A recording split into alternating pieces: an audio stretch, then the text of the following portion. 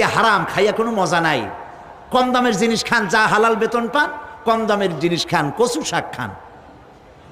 হাসতেছেন আপনারা? আরে ভাই, কচু শাকে 100% ক্যালোরি। কচু শাক খান বেশি করিয়া। বিদেশি আপেল, আপেল তো আমার দেশে হয় না। বিদেশি আপেল বেশি না খাইয়া দেশের পেয়ারা খান। 2টা আপেলের সমান 1টা পেয়ারা। কোক 7 আপ ইহুদিদের পণ্য না খাইয়া একটা ডাব খান। আর বড় সাইজের পাঙ্গাস না খাইয়া চেলা, পুটি, মলা, ডলা, কাসকি, তারপর লোট্টা, জি, এগুলো খান। কি হবে? এগুলোর মধ্যে রয়েছে ফসফরাস। খাইলে পরে চোখের দৃষ্টি বাড়তে থাকবে, হার্ট অ্যাটাক করবে না, স্বাস্থ্য ভালো হবে। স্বাস্থ্য ভালো হওয়ার অর্থ পেটটা বিশাল আকারে হওয়া না, পেটটা ছোট হওয়া, সিনাটা চওড়া হওয়া, এইটার নাম স্বাস্থ্য ভালো।